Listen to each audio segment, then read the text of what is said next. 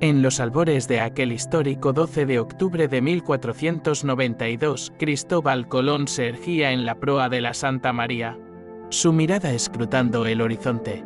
Una bruma etérea se disipaba lentamente, revelando una isla, de verdor exuberante en lo que hoy conocemos como el archipiélago de las Bejames. Los pobladores originarios la llamaban Guam, pero Colón, en un acto de apropiación cultural, la rebautizó como San Salvador. Las aguas cristalinas se extendían cual espejo colosal, reflejando los primeros destellos áureos del astro rey. El corazón del navegante palpitaba con una mezcla de emoción y ansiedad, mientras sus ojos recorrían ávidamente la costa ignota. Allí, majestuosas palmeras se mecían al compás de la brisa marina, como centinelas silenciosos de un mundo por descubrir antes de continuar. Suscríbete a mi canal para recibir más videos como este y dale like si te gustan las historias de la antigüedad. Sin embargo, la euforia del descubrimiento pronto se vería matizada por una realidad innegable. Este nuevo mundo ya albergaba una rica tapicería de culturas y civilizaciones. Sus habitantes llevaban vidas tan vibrantes y fascinantes que Colón y su tripulación quedarían completamente cautivados. En su ignorancia etnocéntrica, el explorador los denominó índigos, término español para referirse a los indígenas, o nativos, que posteriormente los ingleses transmutarían en indios. Los moradores de estas tierras, curiosos pero cautelosos, se aproximaron paulatinamente a las embarcaciones foráneas. Sus canoas se deslizaban con gracia felina sobre las aguas turquesas, cual extensiones naturales de sus propios cuerpos. Estas embarcaciones, talladas con maestría a partir de troncos individuales, eran auténticas obras de arte funcional. Su superficie, pulida hasta alcanzar un brillo sedoso, denotaba una habilidad artesanal extraordinaria.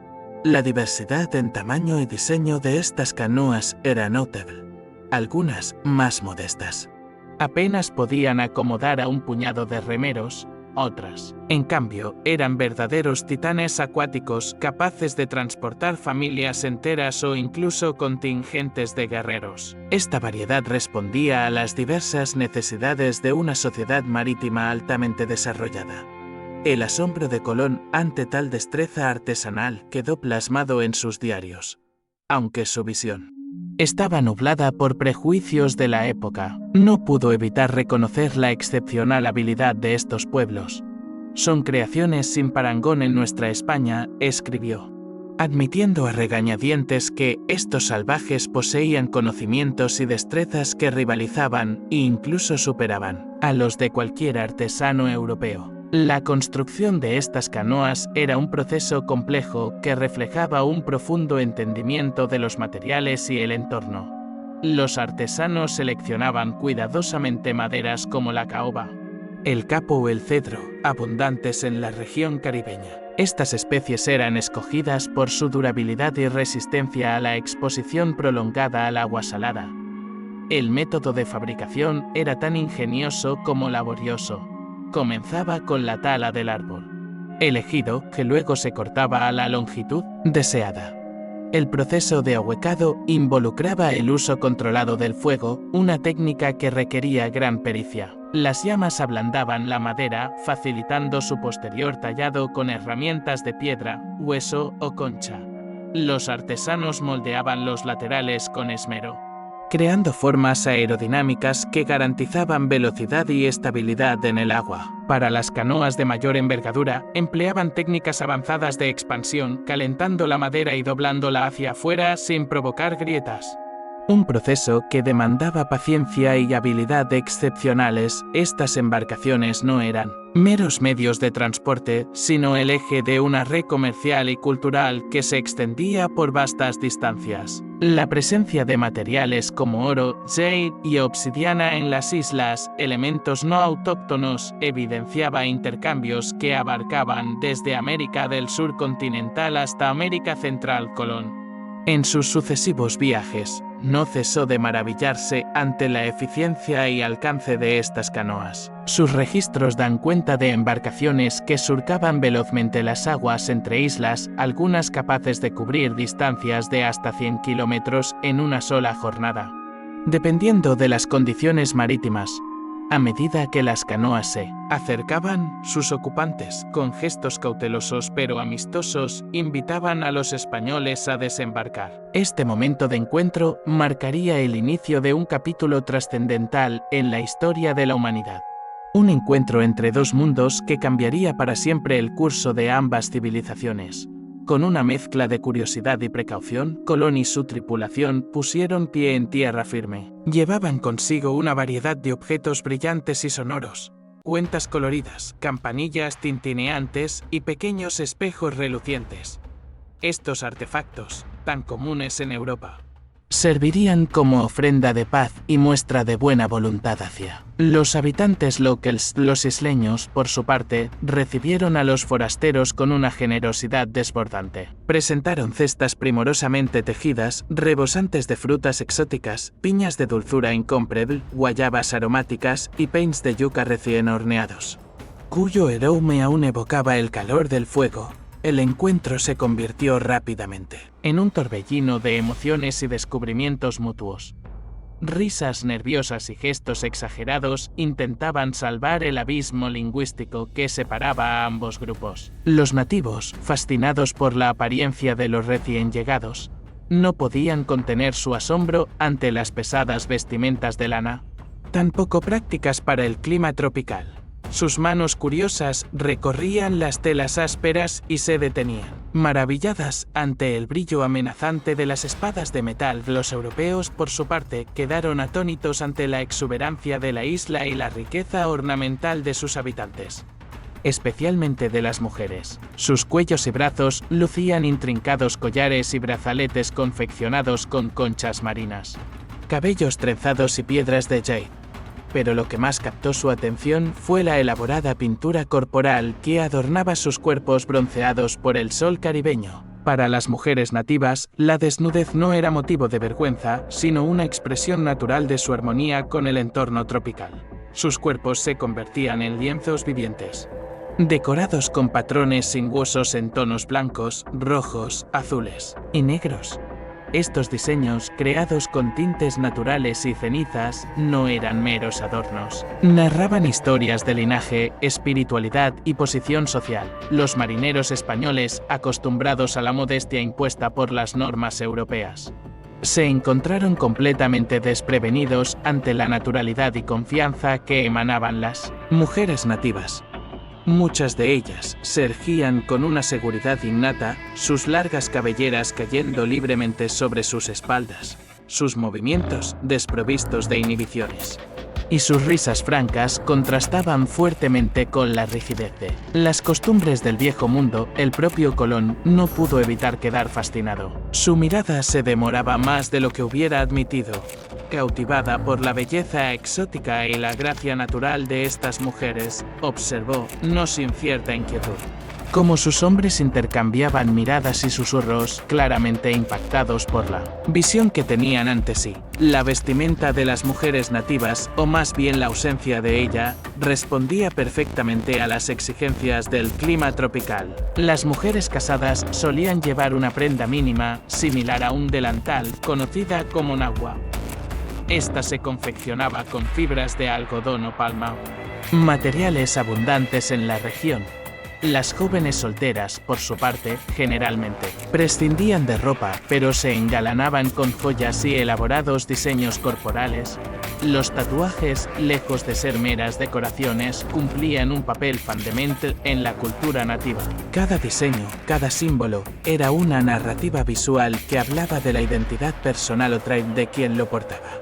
Estos tatuajes eran verdaderas obras de arte vivientes, cargadas de significado espiritual y cultural. El cuidado personal ocupaba un lugar central en las sociedades taínas y caribes. Las mujeres dedicaban tiempo y esmero a su higiene, bañándose con frecuencia en los cristalinos ríos o en las cálidas aguas del mar. Utilizaban aceites naturales extraídos de plantas locales para mantener su piel suave y elástica, resistente al sol tropical. La limpieza no era solo una cuestión de estética, sino que estaba profundamente arraigada en sus creencias espirituales. El aseo personal se consideraba una forma de purificación, tanto física como espiritual. Las mujeres se enorgullecían de su apariencia, considerándola un reflejo de su armonía interior y su conexión con la naturaleza. El cabello era objeto de especial atención y cuidado. Las mujeres lo llevaban generalmente largo, adornándolo con plumas de aves exóticas, flores fragantes y otros ornamentos naturales. Algunas optaban por estilos más elaborados, afeitando partes del cuero cabelludo o trenzando su cabello en intrincados diseños que reflejaban su estatus social o sus logros personales. En medio de este fascinante despliegue cultural, una joven mujer se destacó del grupo. Su cuerpo estaba adornado con remolinos de pintura en tonos blancos y azules profundos, creando un efecto hipnótico, con pasos seguros pero respetuosos. Se acercó directamente a Colón. En sus manos sostenía un cuenco de arcilla finamente trabajado, lleno de un líquido pálido y espumoso. Con una sonrisa tímida pero cálida, la joven ofreció el cuenco al explorador. Colón, comprendiendo la importancia del gesto, aceptó la ofrenda con una mezcla de curiosidad y cautela. Llevó el recipiente a sus labios y bebió con precaución el líquido. Una bebida fermentada a base de yuca sorprendió su paladar con una combinación de sabores picantes y refrescantes. A pesar de su extrañeza inicial, Colón se encontró disfrutando de la bebida que parecía infundirle una energía renovada. Este intercambio, aparentemente simple, simbolizaba el inicio de un diálogo entre dos mundos radicalmente diferentes. Un diálogo que, aunque plagado de malentendidos y conflictos futuros, también abriría las puertas a un intercambio cultural sin precedentes en la historia de la humanidad. La joven nativa esbozó una sonrisa cálida, sus ojos oscuros resplandecían con un brillo acogedor mientras instaba al explorador a beber más. Alrededor de ellos, la escena cobraba vida con una energía contagiosa. Los marineros españoles, inicialmente cautelosos, se fueron relajando gradualmente, permitiéndose disfrutar de la hospitalidad ofrecida por sus anfitriones, a medida que el sol descendía en el horizonte, tiñendo el cielo de tonos cálidos. La atmósfera se volvía cada vez más festiva. Los isleños, deseosos de honrar a sus visitantes de piel pálida, se esmeraron en preparar un banquete digno de reyes. A lo largo de la playa, numerosas hogueras crepitaban vigorosamente. Sus llamas danzantes proyectaban sombras caprichosas sobre la vegetación circundante. El aire se impregnaba de una mezcla embriagadora de aromas. La carne asada de jabalí y pescado fresco se entrelazaba con la fragancia dulce de las flores tropicales, creando una sinfonía olfativa que despertaba los sentidos. El elemento central de este festín era lo que los nativos denominaban barbacoa, una estructura elevada de madera colocada sobre brasas ardientes. Este ingenioso método de cocción, desconocido para los europeos, captó de inmediato la atención de Colón. La palabra barbacoa, que más tarde se integraría en numerosos idiomas, tiene su origen en el término taíno barabiku, que hacía referencia a este armazón de madera utilizado para cocinar y ahumar alimentos. Los taínos, hablantes de una lengua arahuaca nativa del Caribe, habían perfeccionado esta técnica a lo largo de generaciones. No solo les permitía cocinar la carne de manera eficiente, sino que también servía como método de conservación, impregnando los alimentos de un rico sabor ahumado que perduraba en el tiempo. Colón observó con fascinación este proceso tan diferente de las técnicas culinarias europeas a las que estaba acostumbrado. Conforme avanzaba la velada, los anfitriones invitaron a sus huéspedes a participar en sus danzas y rituales tradicionales. Los sonidos profundos y rítmicos de los tambores, elaborados a partir de troncos huecos, comenzaron a resonar en la noche, marcando el inicio de las celebraciones. Las mujeres, con sus cuerpos recién decorados con intrincados diseños para la ocasión, se movían con una gracia hipnótica al compás de la música. Sus caderas se balanceaban con una fluidez natural, siguiendo los ritmos ancestrales. Sus voces, profundas y melodiosas, se elevaban en cantos que narraban historias de creación, de los espíritus que guiaban sus vidas y de la armonía que buscaban con la naturaleza que los rodeaba. Cada movimiento, cada gesto, estaba cargado de significado, transmitiendo una sabiduría antigua a través del lenguaje universal de la danza. Colón y sus hombres observaban embelesados este espectáculo de vida y color. Para los marineros, que habían pasado meses en la monotonía del mar, la vitalidad y la alegría de las mujeres nativas resultaban irresistibles. Sus risas contagiosas y sus movimientos hipnóticos ejercían una atracción magnética. Algunos de los más atrevidos se animaron a unirse a la danza. Sus pasos torpes y descoordinados provocando risas amistosas y aplausos de ánimo entre los espectadores. Entre los diversos rituales presenciados esa noche, hubo uno en particular que dejó una impresión indeleble en los europeos. Se trataba de una ceremonia espiritual en la que el cacique y sus consejeros inhalaban un polvo con propiedades alucinógenas. Este ritual tenía como objetivo establecer una conexión con el mundo espiritual, buscando orientación divina y bendiciones para su pueblo. Aunque Colón declinó participar en esta práctica, no pudo evitar sentirse impresionado por la solemnidad y el respeto con que se llevaba a cabo. La reverencia con la que los nativos abordaban sus prácticas espirituales contrastaba fuertemente con la rigidez dogmática de la religiosidad europea de la época. Este encuentro entre Colón y los pueblos indígenas representó, en esencia, la colisión de dos mundos con un potencial inmenso para el enriquecimiento mutuo. Sin embargo, el destino deparaba un camino muy diferente, marcado por el conflicto, la pérdida y una transformación irreversible de ambas culturas. No obstante, en aquella noche mágica, bajo el resplandor plateado de la luna caribeña, se vivió un momento de armonía y entendimiento mutuo. Fue una visión efímera de lo que podría haber sido un intercambio cultural basado en el respeto y la curiosidad. En lugar de la codicia y el prejuicio, las risas compartidas. La música que unía a personas de mundos tan distantes y la generosidad de los anfitriones crearon una atmósfera de camaradería que trascendía las barreras del idioma y la cultura. Por unas horas, en aquellas playas bañadas por la luz de la luna, se vislumbró la posibilidad de un encuentro verdaderamente enriquecedor entre civilizaciones. Este breve instante de comunión quedó grabado en la memoria de todos los presentes. Un recuerdo agridulce de lo que pudo haber sido el inicio de una nueva era de comprensión y cooperación entre pueblos. Aunque la historia tomaría un rumbo muy diferente, la magia de aquella noche perduraría como un testimonio de la capacidad humana para la empatía y la conexión.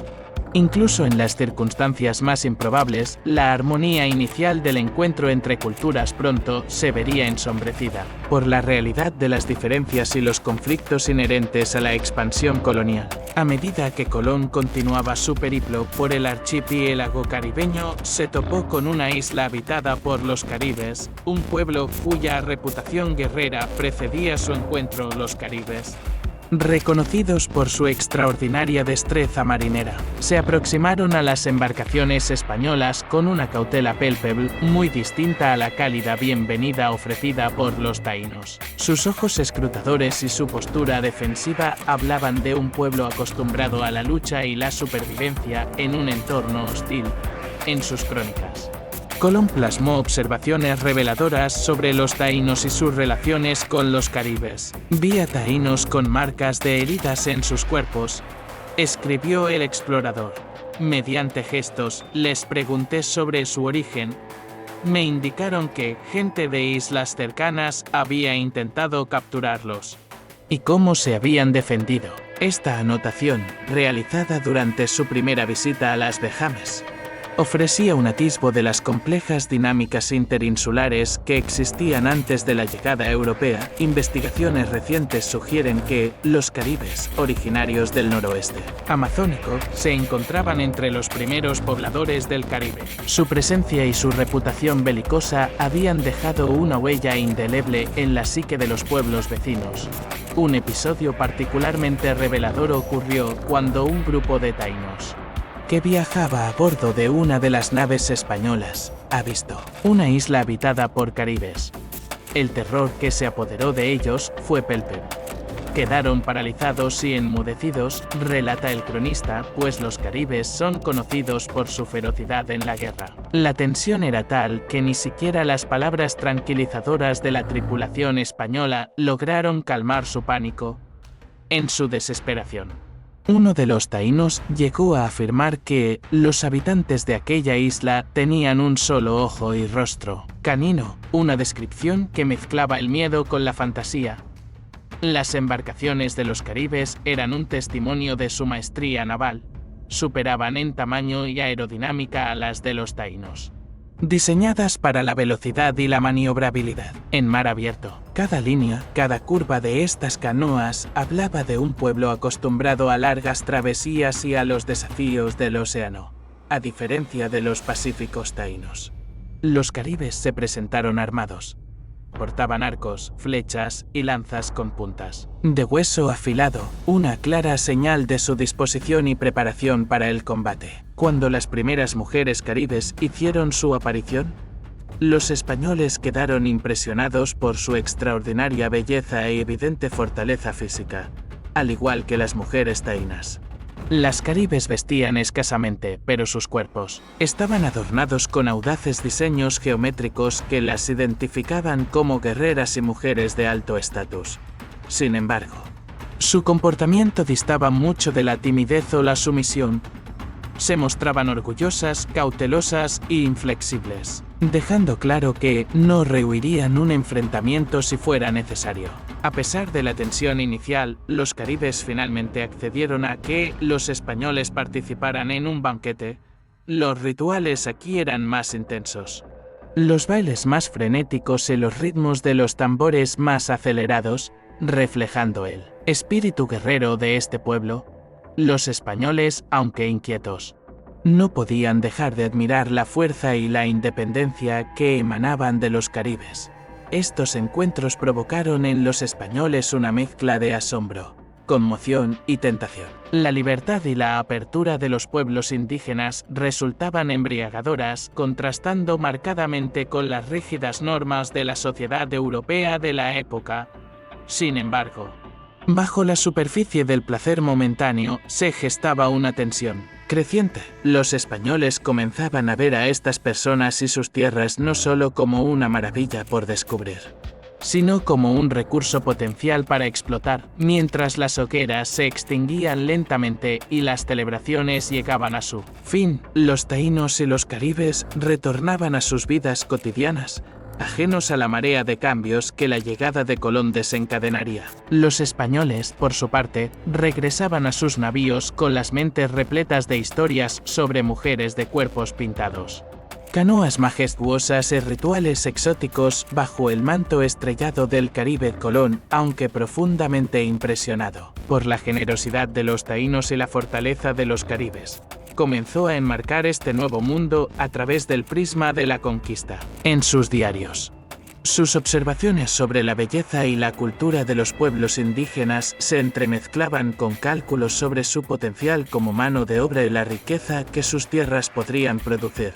La belleza de las mujeres nativas, el encanto de sus danzas y el sabor de sus festines pronto se verían eclipsados por las ambiciones del Imperio español. El encuentro entre dos mundos, que había comenzado con un intercambio cultural fascinante, estaba a punto de transformarse en una historia de conquista, explotación y profundo cambio cultural, mientras las naves españolas se alejaban de las costas caribeñas, llevando consigo las semillas de una transformación irreversible. El aire se llenaba de una melancolía premonitoria. El sonido de los tambores y las risas de las fiestas se desvanecía en la distancia, dando paso al silencio expectante de un nuevo amanecer en la historia de la humanidad.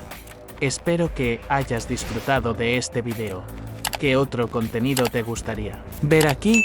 Escríbelo en los comentarios y suscríbete a nuestro canal. Hasta la próxima aventura.